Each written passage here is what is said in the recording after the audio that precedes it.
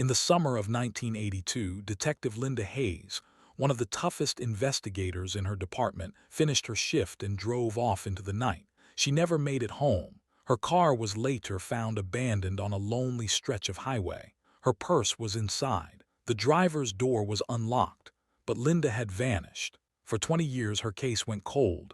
No body, no answers, just silence. Then in 2002, a demolition crew broke into a locked motel room sealed from the outside. What they found inside stunned everyone. A room frozen in time, and on the nightstand, covered in dust, was Detective Hayes's badge. Who put it there? Why was the room sealed? And what really happened to Linda Hayes? Stick with me, you'll want to hear this. Don't forget to like, subscribe, and comment where you're watching from. In 1982, Linda Hayes was 34 years old. She wasn't just another cop. She was a detective, and people in her small Midwestern town knew her name. Linda had a reputation. She was sharp. She was determined. And when Linda worked a case, she didn't stop until it was solved. Her coworkers described her as fearless. Criminals, even the tough ones, said she was someone you didn't mess with. Linda was not big or intimidating, but she had a presence. When she walked into a room, people paid attention. She was the kind of detective everyone wanted on their side. But Linda wasn't only a detective. She was a daughter, a sister, and a friend. People said she cared deeply about the victims she helped. She wasn't cold or distant like some officers could be. She listened, she comforted, and she fought for people who didn't have anyone else.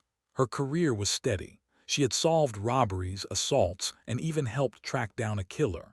In her town, people slept easier knowing Detective Hayes was on the job. For a place where not much usually happened, she was almost like a quiet guardian. That's why what happened next felt so impossible. Detectives go after dangerous people. They put themselves at risk. But in 1982, no one believed it could happen to her. When Linda Hayes disappeared, it wasn't just a mystery. It was a shock that rattled her whole town. The detective who solved everyone else's problems had suddenly become the problem no one could solve. June 17, 1982, started like any other day. Linda came into the station early, coffee in hand, ready for another shift. She had been working on a stack of cases, nothing out of the ordinary. Coworkers remembered her in good spirits. She laughed, joked, and teased another detective about being late. The day moved as usual. Phone calls, paperwork, reports. She handled it all with her calm, steady style. Nothing seemed off. There was no sign of stress or fear. To everyone around her, Linda was just Linda, focused, reliable, and always professional. As the evening came, Linda wrapped up her work. She stacked her papers neatly on her desk, locked a few files away, and said goodbye to her team. Some of them remember that moment clearly, because they had no idea it would be the last time they ever saw her. Linda walked out of the station around 9:00 p.m. She carried her purse and her badge, heading toward her car parked out front.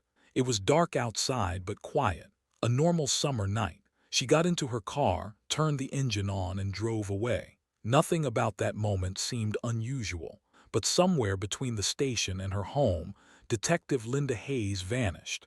She never made it back. That short drive into the night was the last time anyone saw her alive. Linda's drive home should have been simple. She had done it hundreds of times before. From the station, she usually took the same stretch of road, 2 lanes, mostly empty, passing fields and patches of trees. It wasn't dangerous. It wasn't known for crime. It was just an ordinary Midwest highway. That night traffic was light. Witnesses remembered seeing her car leave town, headlights glowing as she headed into the dark. Nothing seemed out of place. No signs of her being followed. No chase. Just a detective driving home after work. But at some point along that road, something happened. What exactly, it's still unclear. What we do know is she never made it to her house. Her family waited. Hours passed. Calls went unanswered. The disturbing part is how normal everything seemed up until that moment. 1 second it was routine. A detective finishing her shift, driving home like she always did. And then, silence. No one saw her again. It's moments like this that stick in people's minds. How a life can change in an instant. How a safe, ordinary drive can suddenly twist into a nightmare. For Linda Hayes, the road home turned into the place where she vanished forever. When Linda didn't show up, concern spread fast. Calls were made. Officers began checking routes she might have taken. Before long, they found it, her car, sitting by the side of the highway. It wasn't wrecked. It wasn't hidden. It was just parked as if she had pulled over for a moment and stepped out. The driver's side door was unlocked. Inside, her purse sat untouched. Nothing was stolen. Her wallet, her ID, her badge, all there. What struck officers immediately was the silence. No broken glass. No signs of a fight. No blood. It looked like the driver had simply walked away. But Linda wasn't the type to abandon her car, and she wasn't the type to just disappear. The more police looked, the stranger it seemed. If this had been a robbery, why leave her things? If it was an attack, why was the car so neat? The vehicle didn't give answers. It only raised more questions. For her family and fellow officers, the car was terrifying. It was proof she had made it this far, proof she had been there. But beyond that, nothing. Linda Hayes was gone, just like that.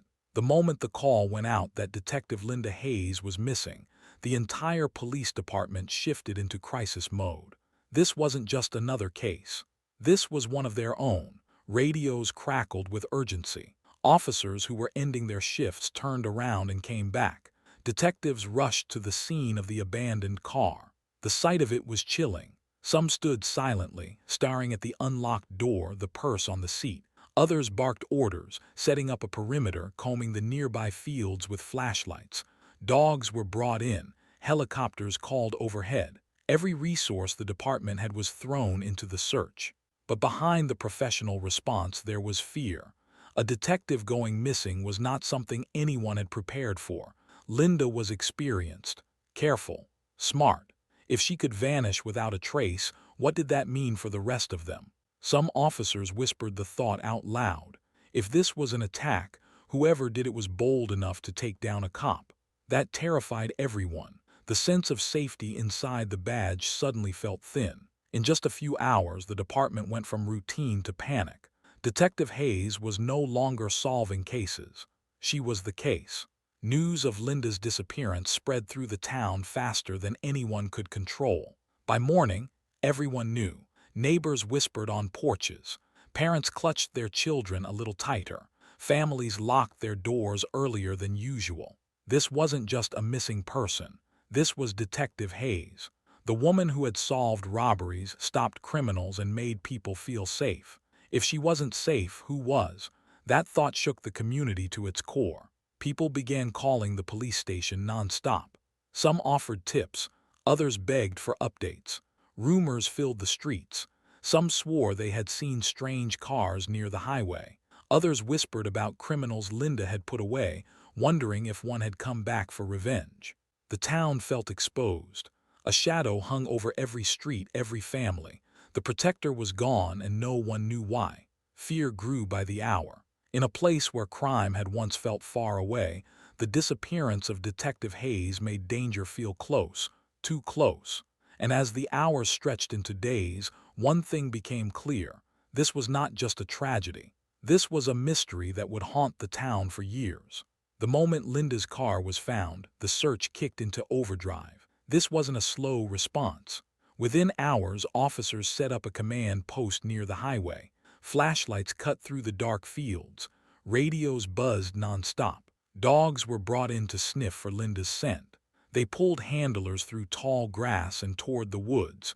But just as quickly as the dogs picked something up, they lost it. The trail ended like someone had erased it. Helicopters circled overhead, their spotlights sweeping over fields, rivers, and roads. Every shadow looked suspicious. Every rustle in the trees made searchers stop and listen. Still, nothing. Volunteers poured in from the town. Friends, neighbors, even people who barely knew Linda showed up with flashlights and boots, ready to comb the countryside. They searched ditches, barns, and abandoned sheds. They knocked on doors and asked strangers if they had seen anything. But hour after hour the search came back empty. No footprints, no signs of a struggle, no trace of Linda anywhere. For a detective known for solving mysteries, her own disappearance felt impossible to solve. Every trail went cold. The night ended with the same question it started with: where was Detective Linda Hayes? By the next morning, the media had arrived. At first it was local reporters, but within days, news trucks from across the country lined the streets. Headlines screamed across TV screens and newspapers: "Detective vanishes without a trace." Camera crews followed the search parties into the fields. They interviewed crying family members. They stuck microphones in the faces of tired detectives. The story wasn't just local anymore. It had gone national. For the town, it was overwhelming. A place that had once been quiet, almost forgotten, was suddenly filled with flashing lights and live broadcasts. Every diner, gas station, and grocery store had reporters asking questions. Neighbors whispered that their small community felt like it was under a microscope. The coverage grew darker as the days passed. Some stations suggested Linda had been targeted. Others hinted at corruption or betrayal inside the police department. With no answers, speculation filled the silence. To the world, this was a shocking mystery, but to the people in town, it was terrifying. Their detective was gone, and now the whole country was watching. Every hour that passed without answers made the case feel bigger, scarier, and even more unsolvable. As the search dragged on with no answers, whispers began to spread through the town. At first, it was quiet talk in diners or after church. But soon, rumors grew louder than the facts. Some people believed Linda had uncovered police corruption. They said maybe she knew too much about something inside the department. If that was true, then someone on the inside could be responsible. That idea terrified everyone because it meant no one could be trusted. Others believed she had been working undercover against dangerous criminals. They said maybe she got too close and someone decided to silence her. The problem was, no one could prove anything. And then came the wild theories. People claimed she had staged her own disappearance, that she was living in another state under a new identity. Others even suggested secret government work, saying she had been taken because of what she knew. The rumors split the town. Neighbors stopped trusting each other. Suspicion grew between police and citizens. Every conversation seemed to circle back to Linda. Everyone had a theory, but no one had the truth. The lack of evidence left a hole, and paranoia filled it. Through all the noise, Linda's family stayed strong. Her parents stood in front of cameras, holding hands, begging for answers. They told the world Linda was not the kind of person to walk away from her life. She loved her job. She loved her family. Running away wasn't possible. Her mother's voice often broke as she spoke. Her father's face looked older by the day, but both refused to let hope die. They believed someone somewhere knew what happened, and they begged for that person to come forward. At vigils, candles flickered in the night as friends and strangers stood side by side, praying for Linda's safe return. Her family never missed one. They held on to hope, even as the weeks turned into months. Reporters asked hard questions, but her parents never wavered. "She would never leave us," her mother repeated again and again. "She's out there and someone knows where." Behind the cameras, though, the silence was crushing. Every day without answers felt heavier than the last. Hope kept them going, but grief was always there, waiting. For Linda's family, the fight wasn't just about solving a mystery. It was about bringing their daughter home. With pressure mounting, detectives chased every lead that came in. At first, there was hope. One truck driver swore he saw a suspicious car near where Linda's vehicle was found. He described it as dark-colored, maybe blue, maybe black, parked oddly along the highway shoulder. Detectives followed up, checked registration lists, and even stopped drivers in similar cars. Nothing matched. The car and its driver vanished into thin air. Then came a tip about a motel sighting. A woman claimed she had seen Linda days after the disappearance, walking into a room with someone. Detectives swarmed the motel, questioned the staff, and pulled records. Not a single guest or employee could confirm the story. Worse, the woman later admitted she wasn't sure it was Linda at all. Another dead end. The strangest lead came from a man in a baseball cap spotted near the highway that night. Several people reported seeing him packing, acting nervous. Detectives circulated sketches, knocked on doors, even put up flyers. But no one ever identified him. Each lead started with excitement, only to collapse under scrutiny. Hope rose, then fell, over and over again. It felt like chasing shadows, and with every failure the trail grew colder. Weeks turned into months. The search that had once been massive slowly shrank. Helicopters stopped flying. Volunteers went back to their lives. Even officers returned to other cases. For Linda's family, the silence was unbearable. Each press conference grew shorter. Each headline grew smaller. What had once been breaking news was now just an old story most people avoided. In town, fear gave way to something worse: acceptance. People whispered that maybe Linda Hayes would never be found, that her case, like so many others, would be lost to time. But for her parents and the few who refused to let go, giving up wasn't an option. Even as hope slipped away, they held on, waiting for something, anything, that could bring her back. By late summer, investigators faced a painful truth. The wide searches, the media storm, and the public tips had given them nothing. If Linda wasn't found in the fields or the woods, then maybe the answer wasn't out there at all. Maybe it was closer. Detectives began to turn inward. They started looking at the people who knew Linda best. If this wasn't a random crime, then it had to be personal. Someone in her circle might know more than they were admitting. They started with family, running background checks and reviewing phone records. Nothing suspicious surfaced. Her parents, devastated by her disappearance, were ruled out quickly. Next came her friends. Detectives asked hard questions. Did Linda ever mention threats? Was she hiding something? Was there trouble in her personal life? Most answers were the same: Linda was dedicated, private, and serious about her work. But then came a harder possibility. What if the danger hadn't come from outside? What if it came from her own workplace, inside the very department she trusted? It was a thought no one wanted to believe. But with the trail cold, investigators had no choice. They would have to look at their own. The police department had always been a tight group. They worked cases together, shared coffee in the mornings, and trusted one another on dangerous calls. But Linda's disappearance forced cracks to appear in that trust. Detectives quietly began investigating their own colleagues. The questions were blunt. Did anyone have issues with Linda? Was there jealousy over her success? Resentment over her reputation? Linda was sharp. She noticed things others sometimes missed. That kind of talent could make enemies. Some coworkers grew defensive under questioning. One officer admitted Linda had argued with him over a case file. Another recalled her pushing too hard on a lead he thought was closed. Small conflicts, maybe, but enough to plant doubt. Behind closed doors, whispers started. Could someone in uniform have turned on her? Could Linda have uncovered something inside the department that someone wanted hidden? The idea shook the force. The department was supposed to stand together, yet the investigation felt like everyone was now under suspicion. The fear wasn't just about finding Linda anymore. It was about wondering who could be trusted. For detectives, this was the darkest possibility yet, that the answers might be wearing a badge. After weeks of questioning colleagues, detectives turned their focus outward again.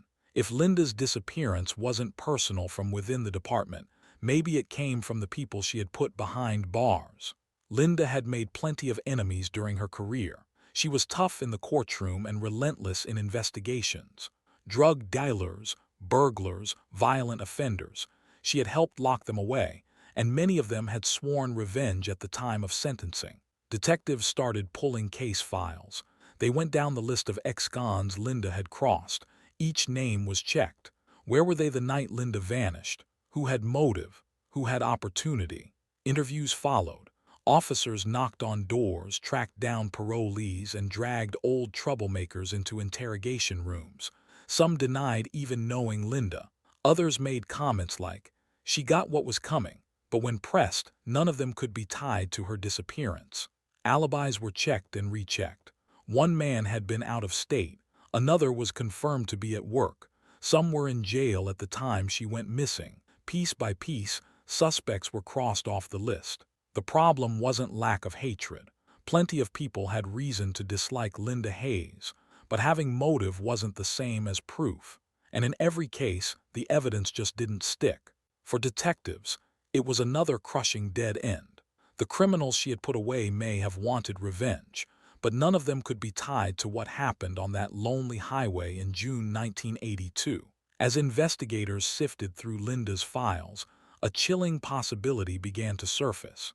Hidden among her paperwork were notes that didn't match her usual cases. They weren't about robberies or assaults. They were about the department itself. The files hinted at something dark. Pages listed missing evidence from the property room, items logged but never found again. There were mentions of cash payouts that didn't add up, names of officers connected to unusual overtime claims, and whispers about favors being traded with local criminals. It looked like Linda had quietly started investigating corruption inside her own department. If that was true, then the danger wasn't outside. It was right beside her. Detectives now had to face the unthinkable. Someone wearing the same badge might have wanted Linda gone. The possibility shook everyone. If she uncovered secrets powerful enough to ruin reputations or careers, silencing her would protect those involved. The problem was, the files were incomplete. Some notes stopped mid-sentence as if Linda hadn't had time to finish them. Others were vague, with no clear names or dates. It was enough to raise suspicion, but not enough to prove anything. Still, the idea refused to go away. Maybe Linda wasn't just a random victim. Maybe she had gotten too close to the truth.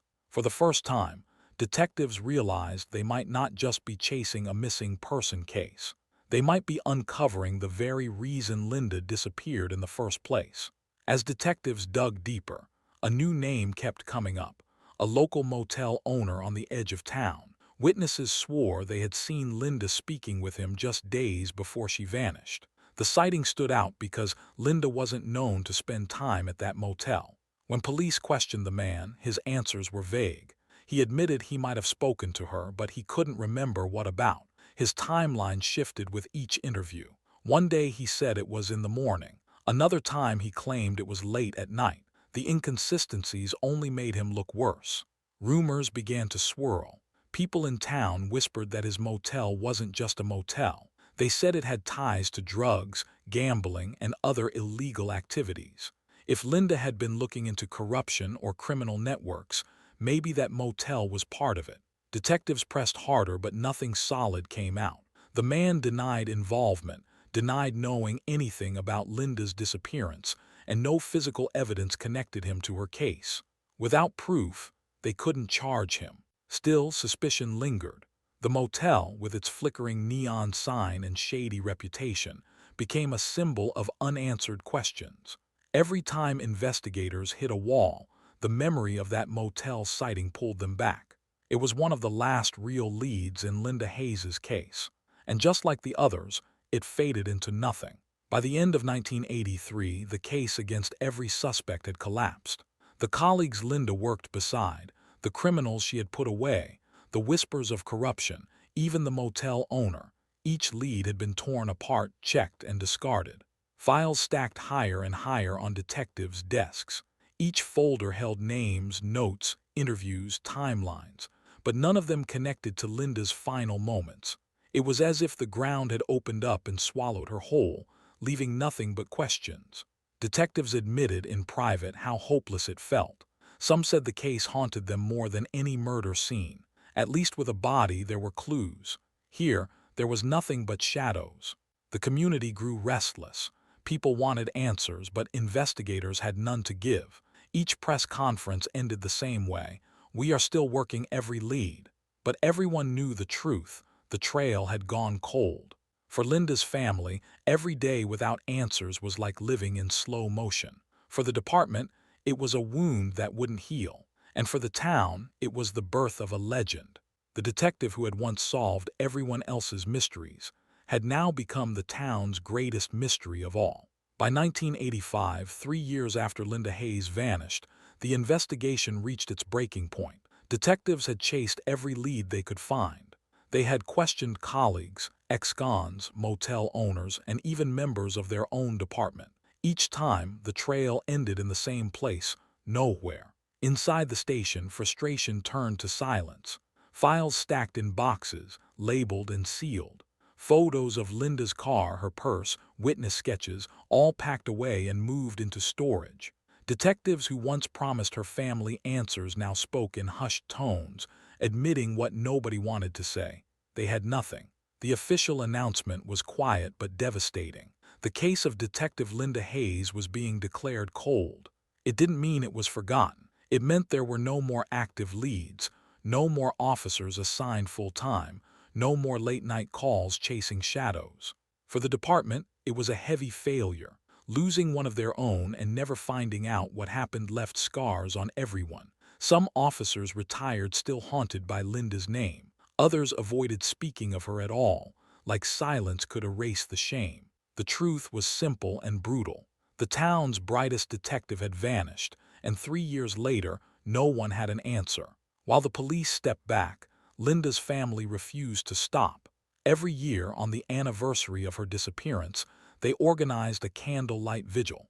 Neighbors gathered in the town square. Strangers who never met Linda came too, holding candles against the summer night air. At the front sat a small table. On it rested a framed photo of Linda in her detective uniform, smiling proudly. Around it, dozens of candles flickered, each one representing hope that she might one day come home. Her parents spoke every year. Her mother's voice shook as she begged for answers. Her father, standing beside her, repeated the same words to the press. "We will not give up." They wanted the world to remember Linda not as a mystery, but as their daughter, a daughter who deserved justice. The vigils became a tradition. Some people came to pray, others came to show support. For the family, it was a lifeline. Reporters returned year after year, pointing cameras at the crowd, filming the candles. Yet no matter how many stories ran, no new answers came. The vigils kept Linda's name alive, but for her family, every passing year felt like hope slipping further away. As the 1980s faded into the 1990s, the world kept moving forward, but Linda Hayes's case did not. New crimes filled the headlines. Robberies, assaults, and even other disappearances pulled detectives in different directions. Fresh cases demanded attention, and the town's resources shifted. Younger officers joined the force, some barely old enough to remember when Linda had vanished. For them, her story was something they read in old files, not something they had lived through. Inside the station, her case box gathered dust. It sat on a crowded shelf with dozens of others. Pages yellowed, photographs curled at the edges, and notes grew harder to read with time. To most detectives, it looked like another cold case. But to the town, it was something more. Even if years passed, the absence of Linda Hayes never stopped haunting people. Every time someone saw her picture in the newspaper or her name mentioned at a vigil, they remembered how sudden her disappearance had been. It wasn't just that she had vanished. It was that she was supposed to be the one solving mysteries, not becoming one. By the late 90s, most people in the town had quietly accepted the truth. Linda was gone. No one expected her to walk through the station doors again. But even as hope faded, one fact never changed. Everyone still wondered what had really happened on that highway in 1982. As the years dragged on, Linda's parents carried their grief like a weight they could never put down. They never missed a vigil, never stopped speaking to reporters, never stopped begging for answers. But with each passing year, their hope grew thinner. Her mother's health began to fail first. Friends remembered her sitting by the window, staring out as if waiting for Linda to walk up the front steps. She refused to move Linda's childhood things from the house. Her old room stayed the same, like she might return at any moment. Her father grew quieter. He spoke less to neighbors, less to reporters.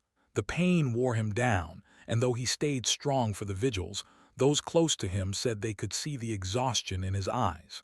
By the late 1990s, both of Linda's parents had passed away. They went to their graves never knowing what had happened to their daughter. They never knew why her car had been left by the highway. They never knew why no one came forward with the truth. For the rest of the family, their deaths made the loss even sharper. It wasn't just that Linda had vanished. It was that her parents spent their final years with no peace, no closure, and no answers. The mystery that haunted the town was now a permanent wound for the Hayes family. Even as the years passed, the Hayes family and the investigators never stopped hoping that one day a real lead would surface. But what came instead were rumors. just enough to spark hope, only to crush it again. One year, police received a tip about a woman matching Linda's description living in another state. Detectives drove out, tracked the lead, and found the woman. But it was Linda, just someone who happened to look like her. Another time, an anonymous letter arrived at the station. It claimed to know where Linda was buried. Detectives rushed to the spot, digging late into the night. Nothing was there, just dirt and silence. Then there were the calls. A hushed voice on the other end saying Linda was alive, being kept somewhere. Every call traced back to nothing, either pranksters or people desperate for attention. Each tip brought a moment of fire to the Hayes family. Each one lit a small flame of hope that maybe, just maybe, the truth was finally coming. But each time that flame was smothered, leaving behind only more pain. The false hopes didn't just waste time, they deepened the wound. For the family, the endless cycle of hope and disappointment was its own kind of torture. By the end of the 1990s, Linda Hayes's name had shifted from the headlines to whispers. To new detectives, she was just a cold case number. To older ones, she was a wound they could never close. The irony was sharp. Linda had been the detective who solved the town's toughest mysteries. She was the one families trusted when their own loved ones went missing. Yet now, she was the mystery no one could solve. In diners and barbershops, people still spoke her name in hushed voices. They wondered if she had been betrayed by someone close, or if she had stumbled into something too big to escape. But no matter how many theories spread, the silence around her disappearance stayed unbroken. For the town, Linda Hayes was no longer just a detective. She had become their greatest unsolved mystery. In 2002, 20 years after Linda Hayes disappeared, an old roadside motel on the edge of town was finally set to come down. Once, it had been busy with travelers, truckers, and locals looking for a cheap room, but for years it stood empty. The neon sign was broken, windows were boarded up. Locals called it a place of bad luck and avoided it altogether. Developers bought the land to make room for something new. Before construction could begin, demolition crews arrived. They wore hard hats and carried heavy tools, ready to rip the old building apart. The first rooms fell easily. Doors were smashed open. Furniture was tossed out into piles. Dust filled the air, coating everything in a gray film. For the workers, it was just another job, another forgotten place being cleared away. But to the older residents of the town, that motel still carried weight. They remembered the whispers about shady business deals, fights in the parking lot, and strange people who once stayed there. Some even remembered that detectives had once looked closely at the motel after Linda vanished. Nobody expected anything important to be inside. For most, the building was just rotting wood and broken bricks. But as the crew pushed deeper into the motel, they were about to hit something none of them saw coming. The demolition crew moved quickly down the row of rooms, knocking them open one by one. But when they reached room 9, they stopped. Unlike the other rooms, this door didn't budge. At first, they thought the wood was swollen shut from years of weather. But when they looked closer, they saw heavy chains wrapped around the handle. Rusted padlocks dangled from the metal. The entire doorframe was sealed from the outside. This wasn't normal. None of the other rooms had been locked like this. Someone had gone to great lengths to keep this one closed. The workers argued. Maybe it was storage, maybe old equipment. Some thought it was just a lazy way the owner had blocked it off. But the longer they looked, the stranger it seemed. Finally, one of the workers grabbed bolt cutters and began snapping through the chains. The sound of metal breaking echoed down the hall. Piece by piece, the locks clattered to the floor. Dust rained down from the frame as they forced the door open. What waited behind that sealed door had been untouched for 20 years. And inside room 9, the town's darkest mystery was about to return. When the final lock snapped, the workers pushed the door open. It creaked loudly like it hadn't moved in decades. A wave of stale air rolled out, thick with dust and something else, something sour, something old. Inside, the room looked like time had simply stopped. The curtains were still hanging, though faded and stiff. A bedspread covered the mattress, gray from layers of dust. A small dresser stood against the wall, its surface blanketed in cobwebs. Every piece of furniture looked exactly as it might have in 1982, only frozen in decay. The workers stood silently at the doorway, their boots crunching against the dusty carpet. None of the other rooms had been like this. They'd been stripped, vandalized, picked apart by time. But this one was sealed tight. No one had touched it for 20 years.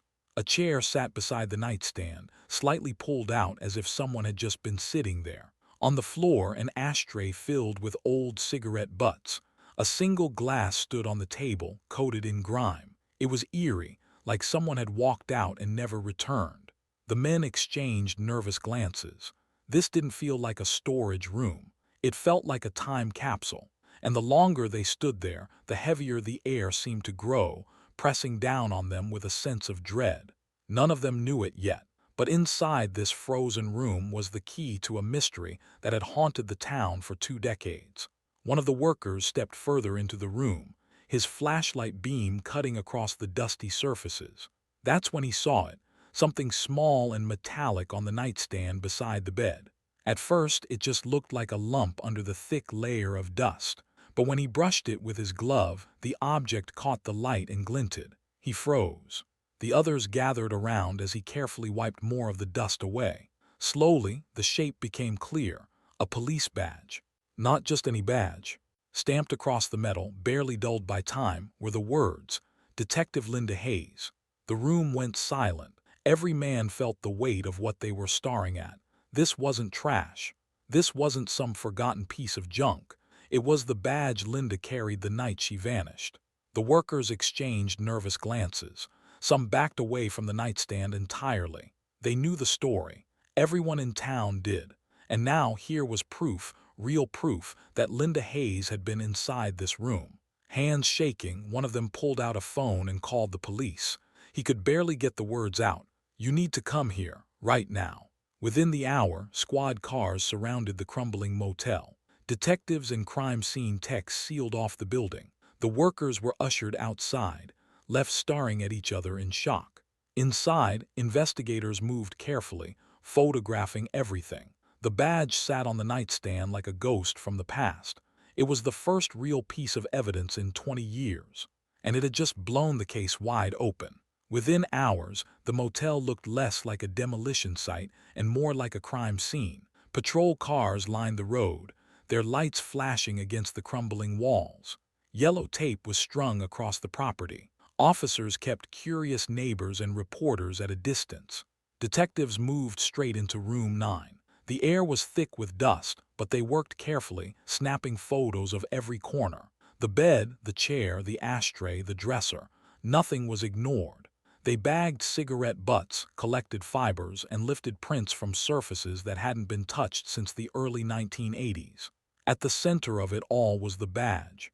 A technician slid it into an evidence bag with gloved hands, sealing it as detectives watched in silence. This wasn't just evidence. It was a message from the past, sitting there for 20 years, waiting to be found. Whispers spread among the officers. How could it have stayed hidden this long? Why had no one opened this room before? And most of all, what had really happened here the night Linda disappeared? For many of the younger officers, it was the first time they'd worked on the case they had only heard about. For the older ones, it felt like stepping back into a nightmare. Every movement inside that room carried weight. The silence was broken only by the clicks of cameras and the scribbles of notes. Outside, the motel workers stood together, still shaken by what they'd uncovered. That night, one thing was certain. After 20 years of dead ends, the case of Detective Linda Hayes was alive again. When detectives tracked down the old motel owner, he acted surprised. Sitting across from investigators, he shook his head and swore he knew nothing about room 9 being sealed. He claimed the motel had always been a rough place. Tenants came and went. Some skipped out on rent. Others left rooms damaged, even boarded up. According to him, it wasn't unusual to find a door chained or locked after someone vanished without paying. But the detectives weren't convinced. This wasn't just a door locked from the inside. Room 9 had been sealed from the outside, with heavy chains and multiple padlocks. Someone had gone out of their way to keep people from ever getting in. The owner stuck to his story. He said he never questioned it. The motel had eventually closed and he moved on. Investigators pressed harder. Had Linda Hayes ever stayed there?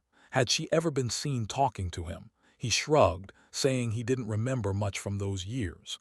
Too many faces, too much time gone by. But his shaky answers only raised more suspicion. Everyone in town remembered whispers linking him to shady deals. Now, with Linda's badge found inside his building, those whispers grew louder. Whether he was hiding the truth or just refusing to face it, the motel owner's denial left detectives with more questions than answers. Word of the discovery spread through town like wildfire. By the next morning, the once-forgotten motel was surrounded. Curious neighbors pressed against the yellow tape, trying to glimpse inside. Reporters flooded the streets, cameras flashing, microphones shoved forward. Satellite trucks lined the road, broadcasting the shocking update. After 20 years, Detective Linda Hayes's badge had been found. For the townspeople, it felt like the past had come crashing back overnight. Old fears resurfaced. Conversations in diners and grocery stores circled the same question. What happened in that room? Parents held their children closer. Retired officers who once searched for Linda found themselves dragged into interviews again. The case that had gone silent for 2 decades was alive once more, and the entire town was watching, waiting for answers.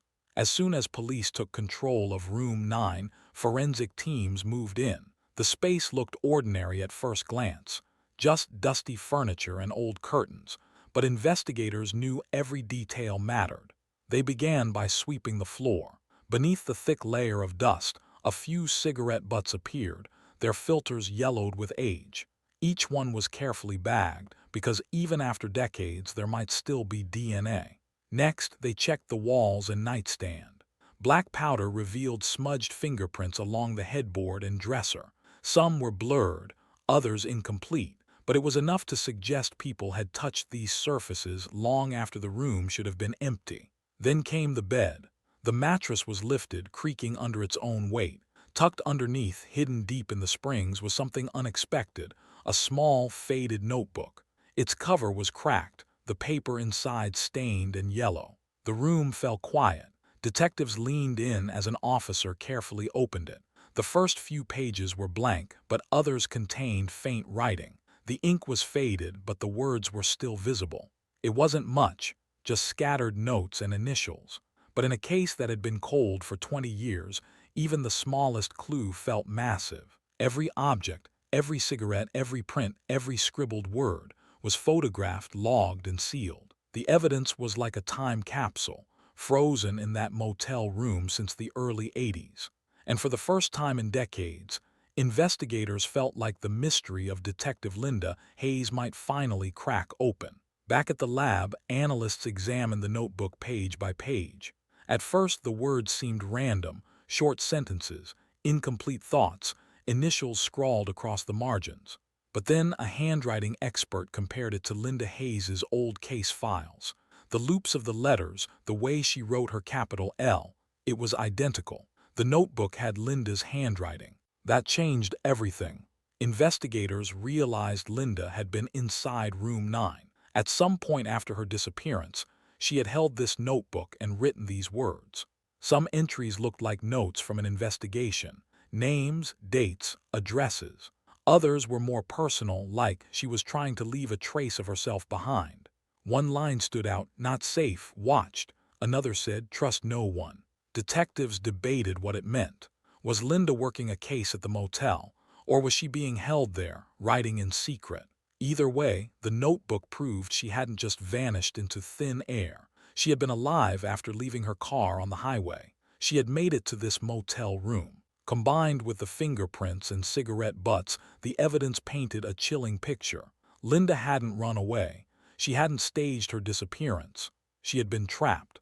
And now, after 20 years of silence, her voice was finally breaking through the dust of Room 9. With new evidence in hand, detectives returned to the motel owner. For years, he had slipped through questioning with vague answers and shrugs.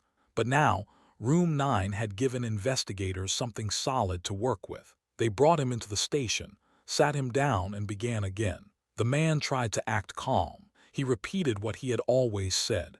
He didn't know why the room was locked, didn't remember Linda Hayes ever being there, didn't notice anything unusual. But this time, detectives didn't let him off easy. They laid out photos on the table, the cigarette butts, the fingerprints, the notebook. The man's face tightened. Forensic results came back quickly. The cigarettes didn't match Linda. They matched someone connected to the motel, the owner's son. At the mention of his son, the owner's hands shook. He insisted his boy had left town decades earlier, moved away after some trouble. He claimed he had no idea where he went. Detectives pressed harder. Why were his son's cigarettes in a sealed room with Linda's badge? Why were fingerprints from that same time period found on the furniture? Why had the room been chained shut? The owner's answers faltered. He said maybe his son had used the room. Maybe Linda had been investigating something and just left her badge behind. But the words came out weak, each one less convincing than the last. For the first time, the story he had leaned on for years collapsed under pressure. What once sounded like absent-minded forgetfulness now felt like lies. Detectives weren't satisfied. They asked about the notebook. He shook his head, saying he had never seen it. They asked if he knew why Linda's handwriting was inside. He said he couldn't explain it. By the end of the interview, the man looked cornered. Technology had caught up with him. The excuses that worked in the 80s no longer held up in 2002. He wasn't arrested that day, but investigators left with a new focus. The badge, the notebook, the fingerprints, and the cigarettes all pointed in one direction, toward the motel owner's family.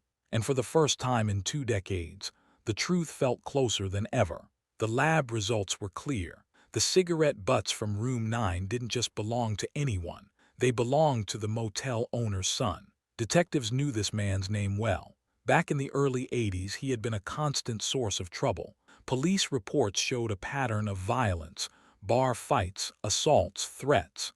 He had been tied to drugs, working as muscle for local dealers. Neighbors remembered his temper, the way he snapped without warning. And he wasn't just troubled, he was dangerous. Officers recalled responding to scenes where he'd beaten people bloody, often over small arguments. Linda Hayes had crossed paths with him more than once during investigations. Each time, she noted his volatility. Now, decades later, his DNA placed him in the very room where Linda's badge had been found. Detectives dug deeper. Old records revealed that he had worked at the motel part-time in the early 80s, helping his father with repairs and cleaning. He had keys. He had access. And then, just weeks after Linda vanished, he was gone. No forwarding address, no job applications, no trace.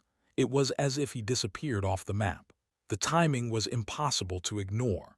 Linda vanished in June of 1982. By August, the motel owner's son had left town and never returned. Detectives began interviewing anyone who remembered him. Old friends described him as paranoid, angry, and reckless. A former girlfriend admitted he once hinted at knowing something about Linda Hayes, but she dismissed it at the time, thinking it was just drunken talk. Now, her memory chilled investigators. The theory forming was dark. Had Linda been lured to the motel by the son, under the pretense of information? Had he trapped her in room 9, hidden from the outside world, before sealing the door shut? The pieces lined up too well. The DNA, the badge, the notebook, the timing of his disappearance, all of it pointed directly to him. But with the son gone for 20 years, detectives faced a new problem. Was he still alive somewhere? Or had he vanished for the same reason Linda had, caught up in something bigger than himself? The son's shadow now loomed large over the case, and everyone knew the answers, whatever they were, lay with him. As detectives dug into old archives, something surfaced that changed everything. Buried inside a dusty box of case files from 1982, they found records tied directly to Linda Hayes. Handwritten notes, typewritten reports, and interview summaries, each pointing to the same target, the motel owner and his son. This wasn't random. Linda hadn't just stumbled near the motel before she vanished. She had been actively investigating it. The reports painted a clear picture. Linda believed the motel was being used as a hub for trafficking. Drugs, stolen goods, maybe even people. Witnesses had whispered about shady activity there for years. strangers checking in but never out, late-night visitors carrying packages, cash changing hands in the dark. Linda had started connecting the dots, and those dots led straight to the owner and his son. One report listed violent incidents linked to the son, assaults at bars, intimidation of locals, and rumors of him cleaning up problems for his father. Another document detailed missing evidence from police storage, evidence Linda suspected was tied back to the same motel. The deeper investigators read, the clearer it became. Linda had been circling them, hard. In one memo, dated just a week before she vanished, Linda wrote, "Need to follow up on motel records. Room numbers not matching tenant list. Possible off-the-books use." That line sent a chill through the cold case team. Room 9, the very room that had been sealed, was likely one of those off-the-books rooms. Linda had been close, too close. Her notes suggested she planned another interview with the owner's son. She even highlighted his name. Detectives realized this might have been the last lead she pursued before vanishing. The motive was now staring them in the face.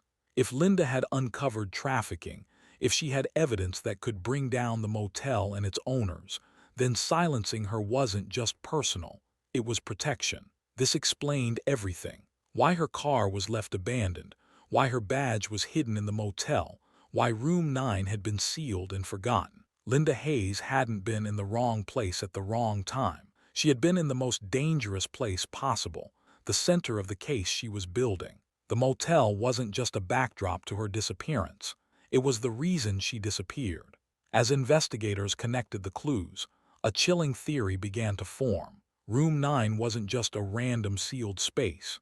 It looked and felt like a cell. The locks on the outside, the thick dust on everything, the untouched furniture. It suggested someone had been kept inside. Detectives asked themselves the question no one wanted to say out loud.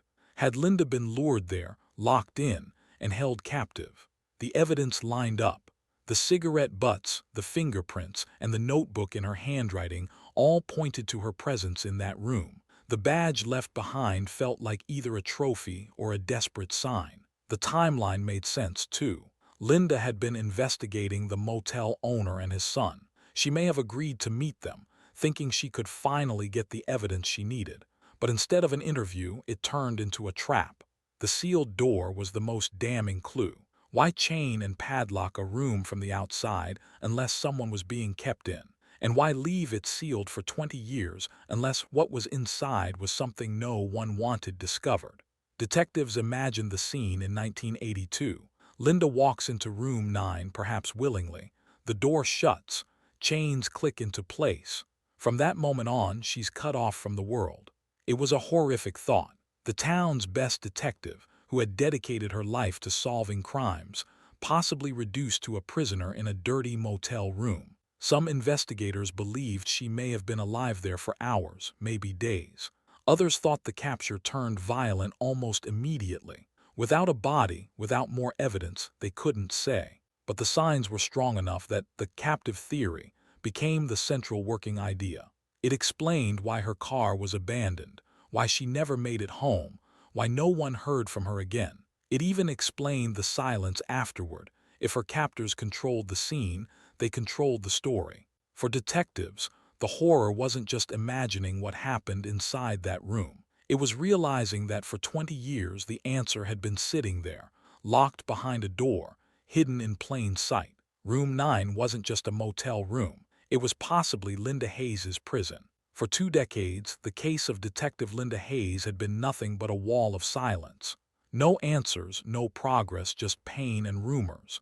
But now, with the discovery of Room 9, everything began to shift. The forensic reports gave investigators what they had never had before: physical evidence.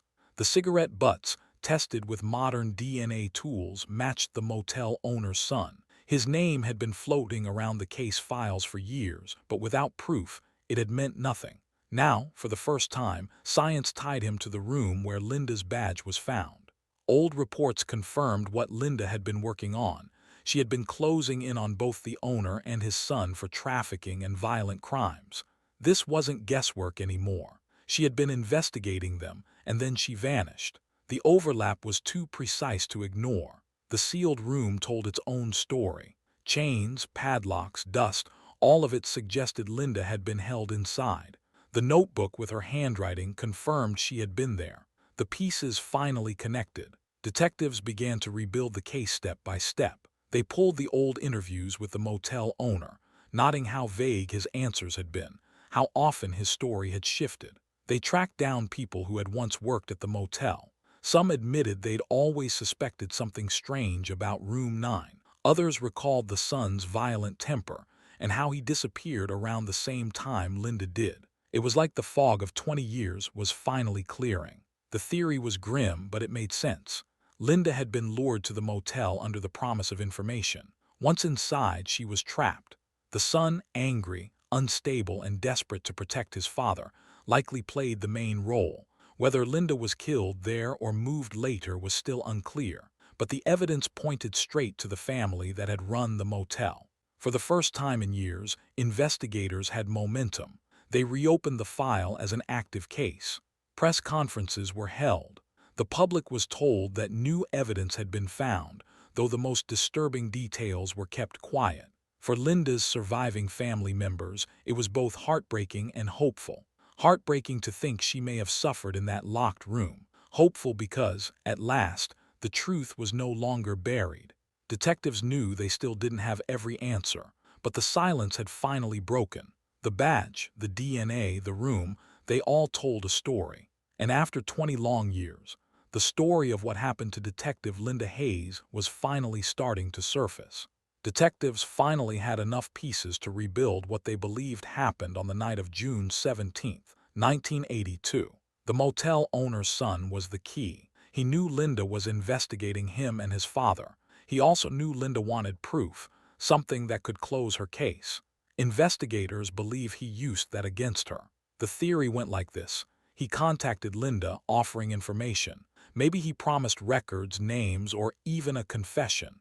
Linda, determined and trusting her instincts, agreed to meet him. The location was the motel. When Linda entered Room 9, she thought she was stepping into an interview. Instead, it was a trap. The door shut behind her. Locks clicked into place from the outside. Suddenly, the detective who had solved so many cases was now caught in one. From there, the questions multiply. Did she try to fight back? Did she shout for help? Did anyone nearby hear her? Or was the room already prepared to keep her silent? The notebook in her handwriting proved she was alive in that space for at least some time. The cigarette butts and fingerprints placed the son right there with her. Room 9 wasn't just a motel room. It was the cage where Linda Hayes' story turned dark. Even with new evidence, investigators were split. Some pointed to the sealed room itself. They believed Linda may have been killed quickly, her body removed, the room locked up as if to erase the crime. To them, the badge was left behind as a trophy, or maybe even a cruel reminder. But others weren't convinced. The notebook suggested she had time inside the room. Notes, initials, and half-written words gave the impression of someone trapped but still alive. That raised a darker possibility. Linda wasn't killed immediately. She may have been kept alive, hidden from the world.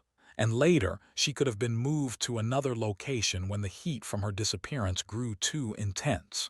The uncertainty tore at the cold case team. They were closer than ever, but the most important detail, what exactly happened to Linda after she entered Room 9, remained locked away. The truth was still just out of reach. When detectives stood inside Room 9 and saw Linda Hayes' badge glinting under the dust, they knew it was no ordinary object. That badge had been clipped to her belt the night she left the station. For 20 years it had been missing just like her. Now it sat on the nightstand, perfectly placed in plain sight.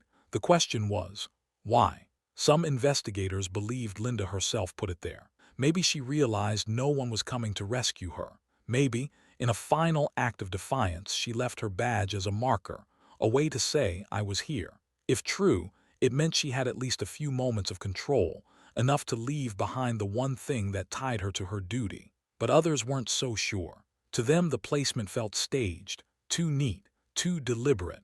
They wondered if her captor had placed it there. If so, the badge wasn't a message of hope but a taunt, a way of mocking the department, the town, and Linda's family. A cruel game left to rot inside a sealed room no one was supposed to ever open. Theories split the team. If Linda left it, then she had fought to the end, refusing to let her identity vanish. If her captor left it, then it was psychological warfare, meant to keep the case alive but unsolvable. What made it worse was the timing. The motel had been scheduled for demolition. If workers hadn't broken into room 9, the badge would have been destroyed along with everything else. That raised another haunting question. Was it coincidence, or had someone always known the badge was there, waiting to be discovered? Either way, the badge became the key that unlocked the cold case. It tied Linda directly to the motel, to room 9, to the son whose DNA was all over the scene. It turned rumor into fact. But it also became something more. For her fellow officers, it was a gut punch, a reminder that one of their own had been trapped in silence while they searched everywhere else. For her family, it was both a gift and a curse. Proof she had been there, proof she had suffered, proof she had never walked away on her own. The badge was more than metal. It was a message. The problem was, no one could agree who wrote it. As detectives pieced the case together, one name kept coming up: the motel owner's son. In the early 1980s, he worked odd jobs around the property, fixing lights, cleaning rooms, running errands. But he wasn't like other workers. Police records painted him as volatile. Bar fights, drug charges, assault complaints. His rap sheet was long for someone so young. And then there was the timing. Only weeks after Linda Hayes vanished, he vanished too. No forwarding address. No goodbye to friends. One day he was in town, the next he was gone. Investigators now had DNA from the cigarette butts in room 9. It matched him. That meant he had been inside the sealed room, smoking, while Linda's badge lay on the nightstand. The connection was undeniable. But where was he? Some detectives believed he fled town after harming Linda. Maybe he panicked, fearing she had told others about his crimes. Escaping was his only option. Others thought darker thoughts. If Linda had been investigating both him and his father, then maybe someone higher up had silenced him too. It wasn't impossible. Small towns had secrets.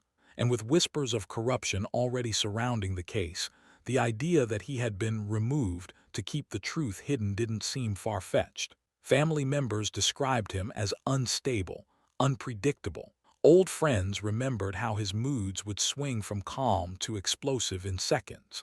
More than one person admitted they weren't surprised to hear his DNA had turned up in the motel room. But even with that evidence, his disappearance created a wall. Detectives couldn't question him, couldn't confront him, couldn't put pressure on him. He was a ghost, and ghosts don't confess. The town reacted with mixed feelings. Some saw him as the obvious culprit who ran before police could catch him. Others whispered that his vanishing was proof the case was bigger than anyone wanted to admit. Either way, his absence left a hole in the story. Two people had disappeared in 1982. One was a detective sworn to uphold the law. The other, a troubled young man tied to the very place her badge was found. One disappearance could be explained. Two, linked together, became a chilling mystery that refused to let go. In 2004, 2 years after the shocking motel discovery, the case of Detective Linda Hayes took another turn. It began with two hikers exploring a stretch of forest miles outside of town. The woods were thick, quiet, and rarely traveled. While moving off-trail, one of them spotted something strange near the base of a tree bones. At first, they thought it was an animal, but as they looked closer, their stomachs dropped. It was human. Sheriff's deputies were called immediately. The site was sealed off. Forensic teams arrived, carefully gathering every piece of evidence. Among the skeletal remains were fragments of clothing, a rusted belt buckle, and a set of shoes that matched the style Linda wore in 1982. The testing took weeks, but when the results came back, there was no doubt. The remains belonged to Detective Linda Hayes. After 22 years, she had finally been found. For her family, the news brought a wave of emotions. Relief because the waiting was over, grief because the truth was final, and anger because of how long it had taken. Detectives revisited the evidence. The location of the remains suggested Linda had been moved from the motel. The distance was too great for her to have walked there on her own. Someone had transported her body, burying her deep in the woods, far from the highway. The discovery raised new questions. Did the motel owner's son kill her and dump her there before fleeing? Or had someone else taken over after she was locked inside room 9? The skeleton couldn't answer those details, but it confirmed what many already feared. Linda had not survived 1982. News of the discovery spread quickly. The town once again found itself under the glare of media cameras. Vigils were held. Old detectives came out of retirement to speak about the case. The once unsolvable mystery was closer to the truth than ever. Linda's remains told the final chapter of her disappearance, but the question of who, exactly, ended her life and why remained unsettled. When the results came back confirming the remains were Linda Hayes, her family broke down. For 22 years they had lived in a strange limbo, caught between hope and despair. Every vigil, every interview, every rumor kept a small flame alive. Maybe she was out there. Maybe she was still fighting. But now, with one line on a forensic report, that flame was extinguished. Linda's younger sister described it as two emotions crashing together. On one hand, it was relief. The waiting was finally over. The not knowing had been torture, and now they at least had an answer. On the other hand, it was grief beyond words. The reality that Linda had suffered and died tore open wounds that never fully healed. Her parents didn't live to see this day, but her surviving relatives felt the weight of both closure and heartbreak. The badge found in room 9, the rumors, the dead ends, all of it led to this moment. Linda was gone, but she was no longer missing. For the town, the news spread fast. People who remembered her case from the start stood in silence. Store owners taped her photo in their windows again. Neighbors lit candles on porches, honoring the detective who once protected them. Police officers, some retired and some still serving, gathered at the station. They draped black cloth over her locker, which had remained untouched for years. For many, the hardest part was knowing one of their own had been trapped in silence for decades. The discovery closed the official search but opened new wounds. People still wanted answers. Who exactly had lured her to the motel, who locked her in that room, and who left her in the woods? The closure was real, but it was painful. It was the kind of closure that solved one question but left dozens more. For her family, the next step was a funeral, something they had never been able to give her. Linda Hayes was finally laid to rest. 22 years late, but finally home. Even after Linda Hayes was finally laid to rest, her case never truly ended. The truth, in many ways, remained unfinished. Investigators had theories, suspects, and evidence, but not the full picture of her last hours. That silence became part of her legacy. In the town, people spoke of her story like a warning. Parents told their children about Detective Hayes, reminding them that even the strongest, most trusted protector could disappear. Officers at the station kept her picture on the wall, a daily reminder that no badge, no reputation, and no courage could make someone untouchable. Linda's sacrifice was honored in ceremonies. A memorial plaque was placed outside the police department. At every annual service, candles burned in her name. Speeches described her as a hero, a fighter who gave her life for justice. Yet behind those words, the pain was clear. The mystery of her final moments still haunted everyone. Her family carried that burden most of all. They had closure but not peace. Knowing she was gone was one thing. Not knowing exactly how or why was another. They were left with memories of her laughter, her drive, and her passion for helping others, but also with endless what-ifs. For the community, Linda's story changed the way people thought about safety. Neighbors locked their doors a little earlier. Strangers were eyed with more caution. And every time someone drove past the old lot where the motel once stood, they remembered the sealed room, the badge on the nightstand, and the decades of silence that followed.